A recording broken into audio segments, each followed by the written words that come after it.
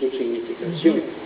Los restos, en este caso, no serían ya basura ni nada equiparable, sino la fecunda acumulación de un saber fragmentario que produce un todo de una materia verbal. Y por más razón todavía la literatura, que sería algo así como lo que las palabras dejan atrás para constituir algo nuevo en ellas, o sea, los restos de otras y diversas entidades. Los restos en literatura pueden provenir de lecturas mediatas depositadas en una memoria que a veces sabe y otras no sabe que lo guarda. También puede ser objeto de apropiación inmediata por conveniencia o por influjo. De una manera u otra, el escritor encuentra en ese tacho en el que están depositados sus propios restos lo que necesita o le viene bien e incorpora todo a una labor que dará algo nuevo. Al igual que una frase, se sabe que un número infinito de frases puede salir de un número limitado de reglas, así como un número ilimitado de textos puede salir de un número limitado de preceptos, y para lo que venimos diciendo de restos. Si lo hace bien, que es lo que suele designarse o reconocerse como genial, los restos son descubribles por las nuevas lecturas que producen. Eso es lo que triunfalmente se denomina intertextualidad, y si lo hace bien indica que nada nuevo hay bajo el sol y no importa, porque los imaginarios entran en acción y las palabras rescatadas resplandecen, así como la realidad se ilumina. Si lo hace mal, los restos vuelven a su reposo y el producto pasa a formar parte del inmenso caudal de la basura que acecha desde los estantes de las librerías o en las bibliotecas muertas. Tercer capricho, la letra K. El excelente poeta cubano José Coser ha escrito algunos textos que ha reunido en un libro al que tituló Un caso llamado FK. Saliendo de su discurso habitual, que es la poesía, en breves fragmentos en prosa, nos devuelve un Kafka elusivo, casi en brumas. No intenta volver a trazar las exaltaciones acerca de su obra ni de interpretarlo novedosamente, propósito por otra parte difícil de concebir en virtud de lo mucho y muy bueno que se ha escrito y dicho y se sigue diciendo, como que Kafka es ineludible para comprender gran parte de lo que nos pasa en todos los órdenes de nuestra difícil relación, que es con eso que se llama realidad o mundo, o se entiende como tal, incluida la literatura. Ha intentado, me parece, imaginar que entre la letra K de Coser y la K de Kafka hay un lazo tendido, un encuentro no del todo fortuito.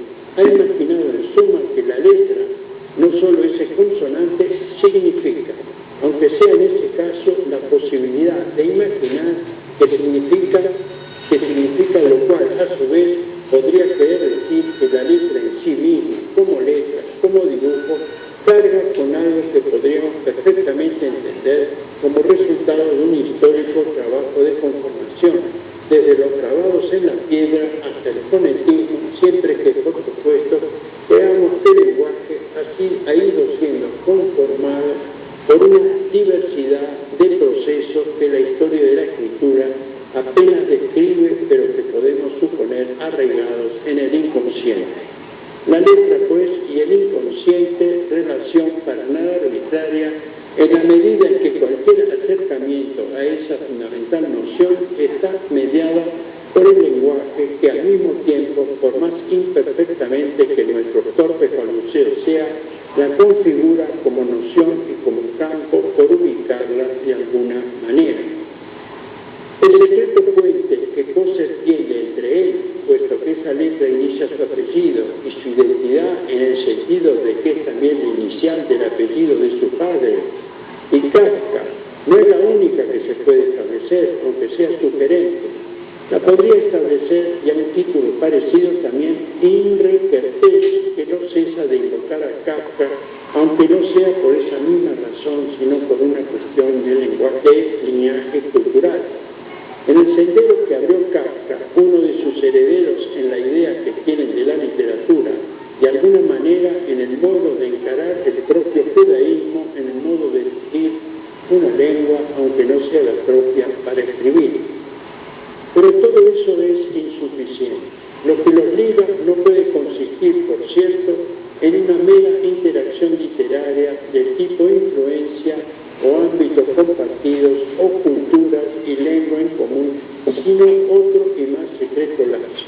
La letra que los une tampoco los une en una exaltación de la letra, como señalé antes a propósito del poeta cubano, pero sí tal vez más explícitamente nos une una compartida idea acerca de la autonomía de la literatura y la radical cualidad de esa acción llamada escritura. Es una devoción, una entrega, una aceptación de la soledad del escritor, una independencia total respecto de lo esperable en escritores menos extremistas. El extremismo de Kafka, primero, remodela sin programa la literatura moderna. El de Kertész propone una serena desesperación como camino para ligar historia y escritura. Diría que esto es común a ambos y que hacía falta mirar la letra K para advertirlo, o mejor dicho, para que yo lo advirtiera, quisiera proseguir en algunas relaciones quizá capitosas, quizá dirigidas a desarrollar una idea que los incluiría, pero que sería al mismo tiempo algo así como una condición de una escritura legítima, no corrompida por las mil artimañas de la institución literaria y las otras cosas. Se trataría antes y sobre todo de un efecto que de escrituras tan diferentes, uno predice el horror que se avecina, el otro lo describe, es comprensible sin dificultad. Se trata, creo, de la seriedad, como impresión que se desprende de la letra escrita, si nos situamos especularmente con nuestra propia seriedad frente a los textos.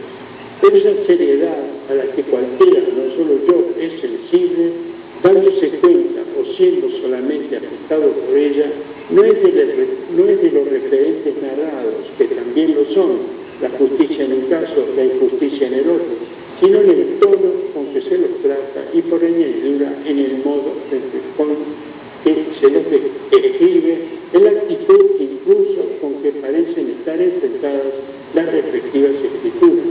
Esas escrituras se imponen, se siente que se trata algo serio, entendiéndose por tal cosa no lo opuesto al humor ni a la ligereza, cualidades que también podrían entrar en ese orden, a condición, por cierto, de que la escritura, y no solo lo dicho, irradie seriedad. No hay proyecto ni plan para situarse en esa dimensión, se da o no se da, aunque nos faltan escritores que saben que no se da y sin embargo siguen escribiendo. Y si existe algo que se llama crítica, su objetivo sería diferenciar entre lo serio y lo que no lo es, y rescatar la seriedad, reconocer su forma. ¿Tiene forma la seriedad? Y adjudicarle el valor que puede tener y hasta describir el alcance de su operación sobre nuestras capacidades para entender de ella. Todo eso, tratándose de Kafka y de Kertész, parece gigantesco. Es poco probable que yo lo pueda hacer, sería deseable que alguien lo hiciera.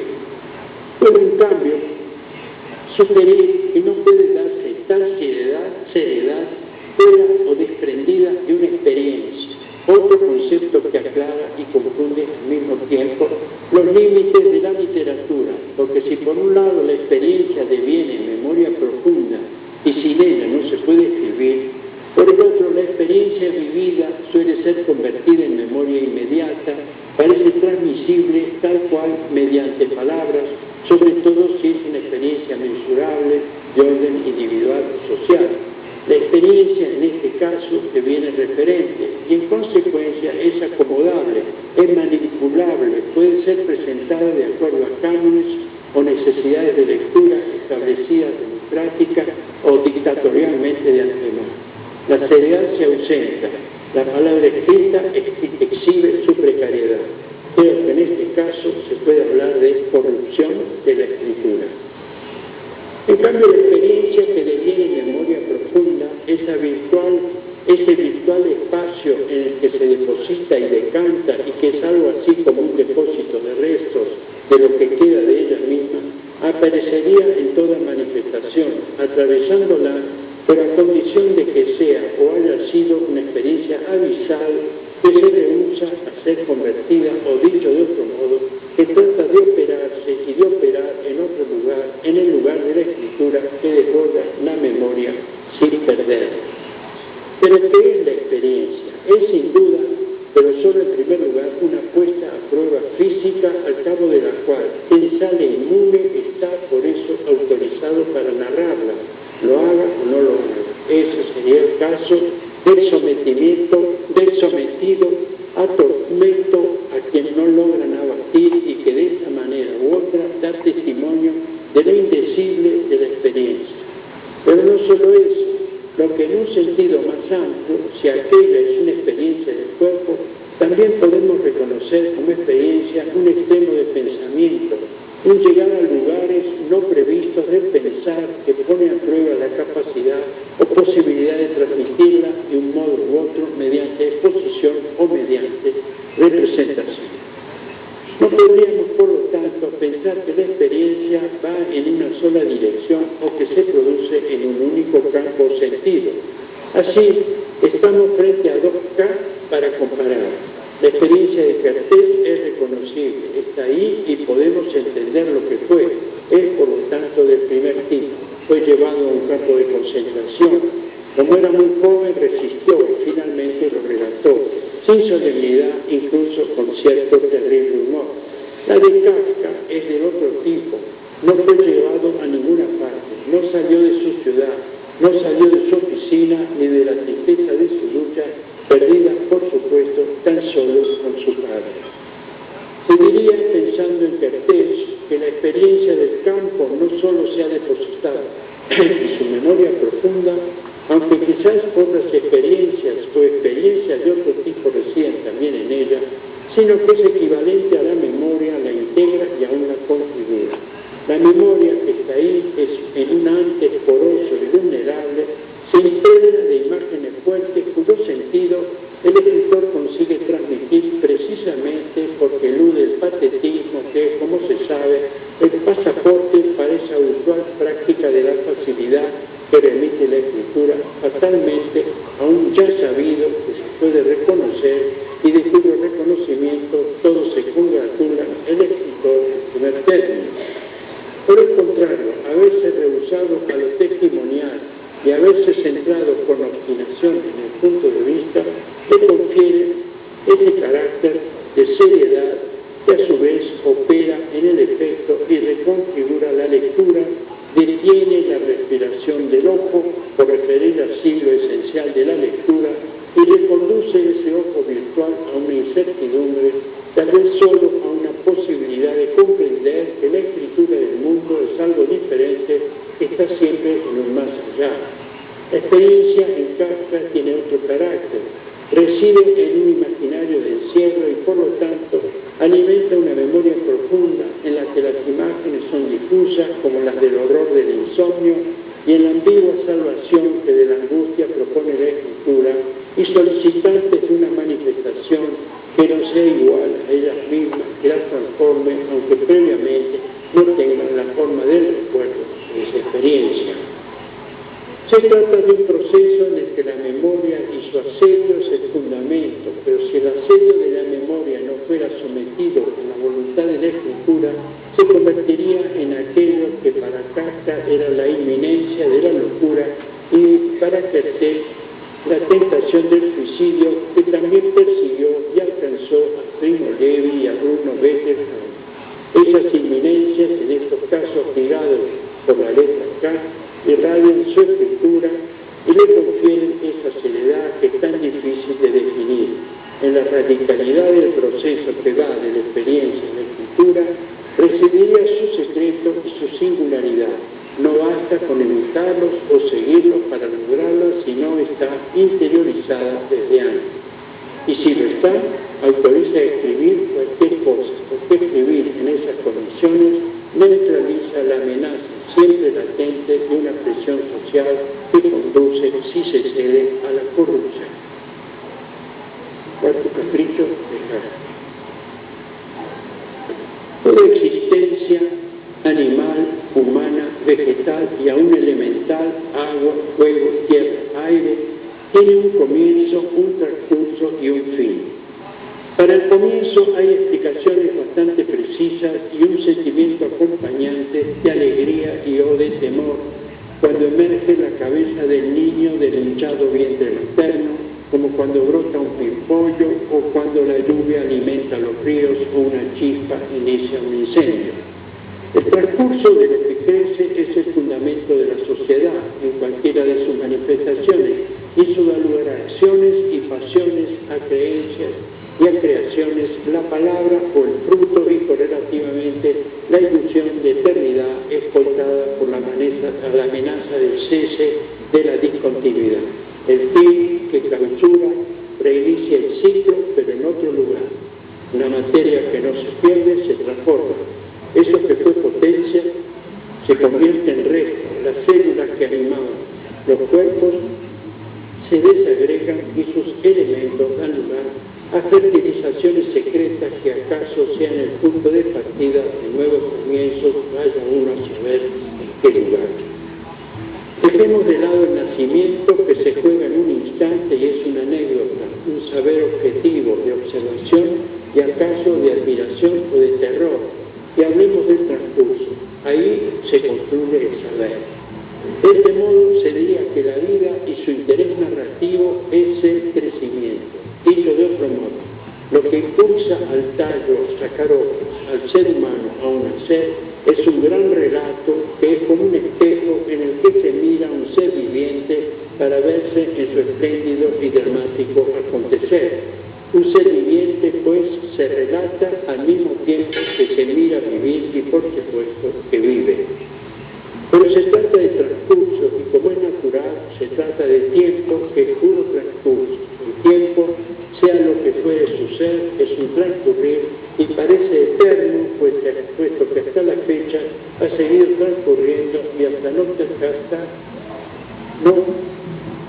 termine nunca de hacerlo, porque eso no se sabe, no tiene comienzo. El tiempo no se gasta, pero en cambio se gastan ineluctablemente en el transcurso las existencias animal, humana, vegetal y hasta elemental, el agua, el aire, la tierra, el fuego. ¿Qué es el envejecimiento? De eso tan simple se trata. Se sabe en qué consiste el envejecimiento, cuyo comienzo, su turno, se registra en un preciso momento, es cuando el transcurso experimenta una flexión y su pretensión de continuidad sufre un colapso que parece súbito, pero no lo es. Es resultado de una lenta preparación que lo acompaña, está reprimido, ocultado, controlado, incluso cuando un conjunto celular está en todo su esplendor y se lo cree y cree que no hay tal descenso ni lenta caída de la que se toma conciencia cuando irrumpe la enfermedad. Y bien, a esa preparación la llamamos desgaste. Se sabe que está ahí, así como que hay que luchar contra él de las mil maneras que se han inventado y que se pueden seguir inventando. Una de ellas, más frecuente, es la negación. Nada sé, nada pasa, nada me amenaza. De modo que el relato de una vida es el relato del desgaste, con todas sus variantes y artilugios para neutralizarlo y protegerse de él, los sentimientos que provoca la lucha contra él, en suma, las ilimitadas figuras que singularizan una existencia. Y si tal relación es propia de un ser en el tiempo, siempre existió un deseo de describirla. Estamos hablando de la novela que en ningún momento de su historia la perdió de vista. Eso se fue convirtiendo de más en más en su razón de ser. De este modo, si a la novela se le ha adjudicado o atribuido esa responsabilidad, a diferencia de otras realizaciones verbales como la poesía, que desde el transcurso y se cierra en el instante, tendría que ver de manera más próxima a lo que se entiende que es la vida, tanto la vivida en su transcurso como la posible.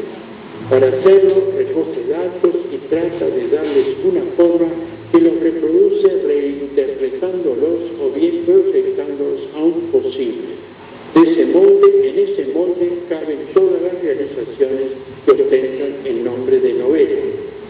Parece que no puede ser de otra manera, pero no porque relate nacimiento, progreso y muerte. Lo que sostiene a la entidad novela es la acuciante presencia del desgaste que los secretos intenta develar y correlativamente conjurar, configurándolo como una inminencia que acecha a todo lector, que es lo mismo que decir a todo ser humano. ¿Pero qué es el desgaste? Ante todo, material y concretamente, es una acción que consiste en reducir partes sobrantes, innecesarias y molestas de un volumen cuya forma se quiere perfeccionar, sometiéndolas a una flotación. Las partículas caen, el volumen gana una línea y se adapta a un uso que previamente era limitado o irritante. Este es el lado prometedor del desgaste, porque una vez ejecutado por los medios adecuados, lima, lija, cepillo, un objeto resplandece adquiere su sentido.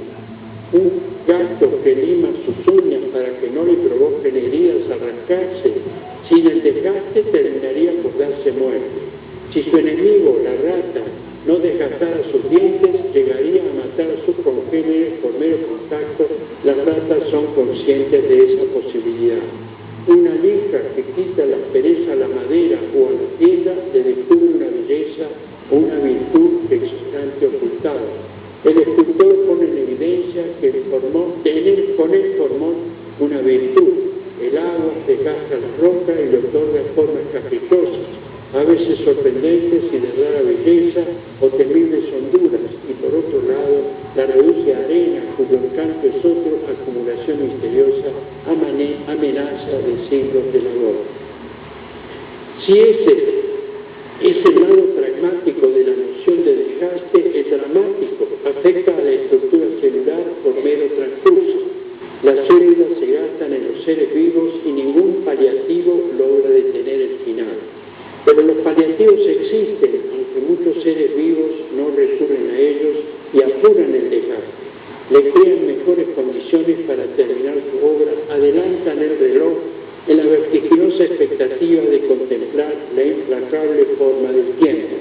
Esa impaciente gestión recibe el nombre de suicidio, cancelación del futuro, la nada que queda del desgaste. ¿Y de los paliativos qué?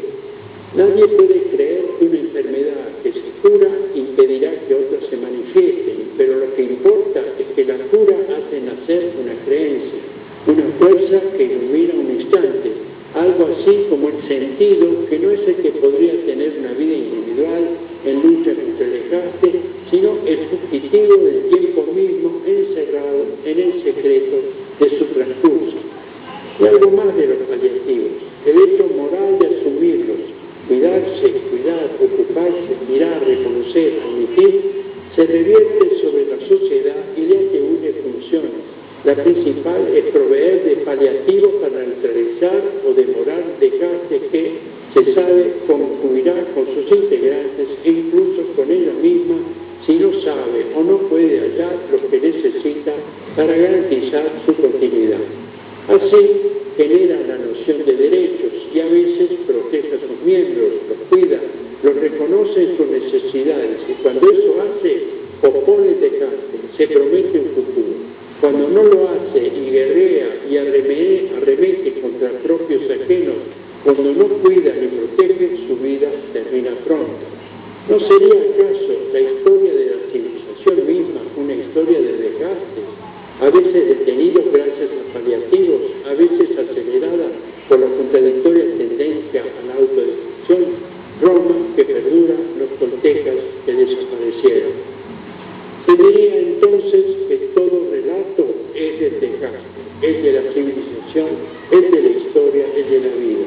La novela será, por lo tanto, siempre novela de la vida y lo único que nos expresa no resiste es el lenguaje, en tanto que aquellos que mediante el lenguaje quieren encarnar y representar su triunfo o la resistencia que se impone es igualmente víctima de él termina por desaparecer como las civilizaciones y los cuerpos.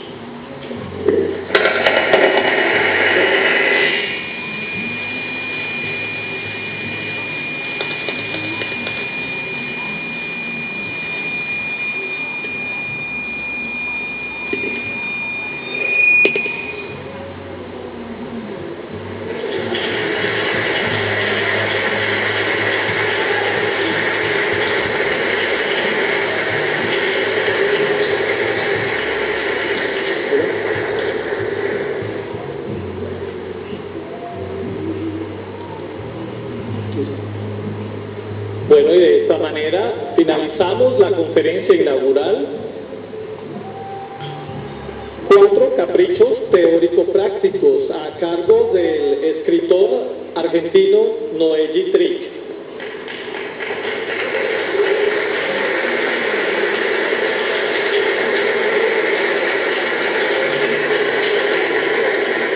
Y como cierre de este acto de inauguración, presentamos a ustedes el grupo Sonata.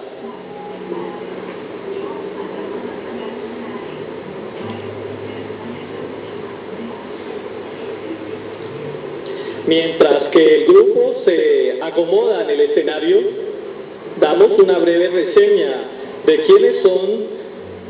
Y este grupo, Sonata, es creado en el año 2000 con el ánimo de rescatar ritmos de toda Latinoamérica y se presentan en todos los eventos a nivel nacional e internacional.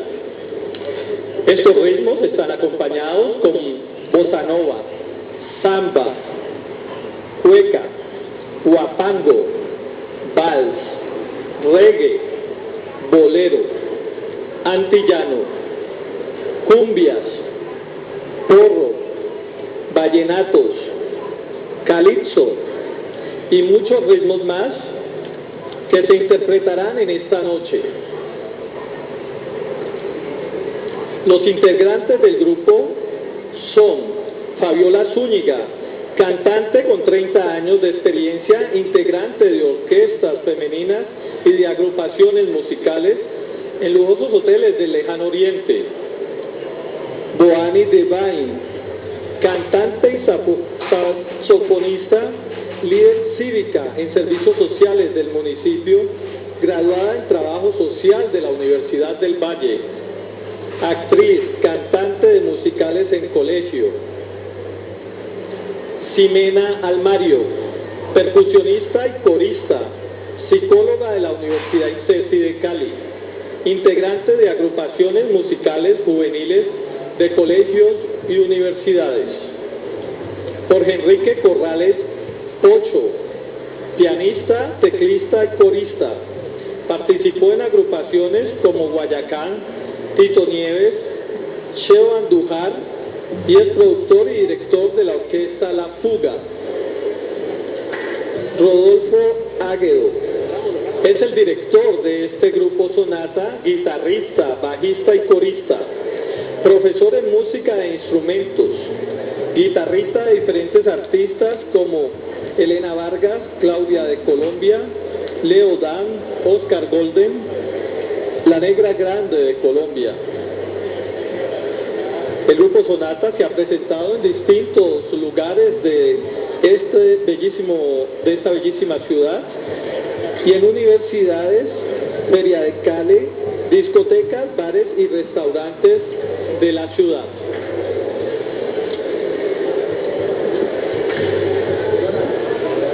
Les recordamos la invitación a los eventos especiales Jaya 2012, mañana martes a las 8 de la noche en el Teatro Municipal Enrique Buenaventura, la presentación del Ballet María.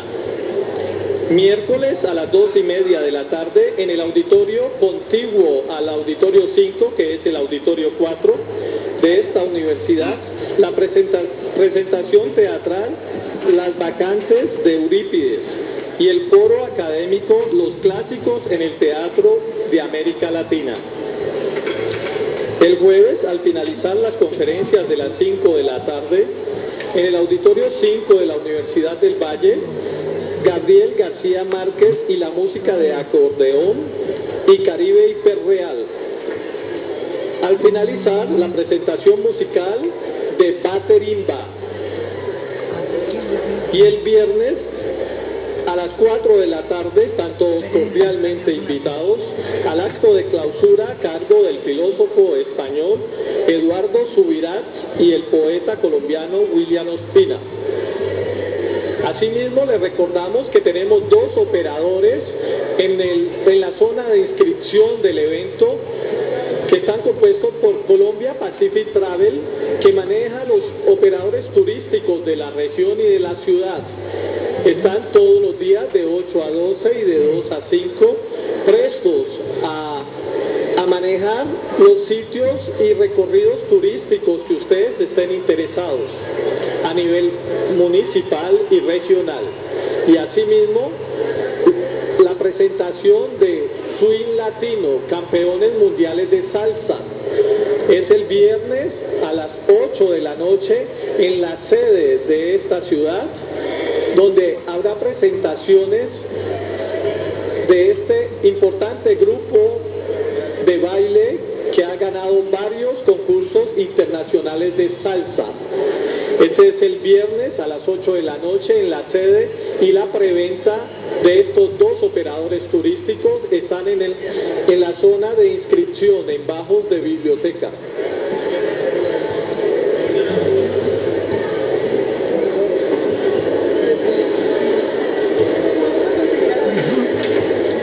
Hacemos un llamado a la señora Mariluz Vallejo Mejía, ponente de la Pontificia Universidad Javeriana, para que se haga presente aquí en el atril.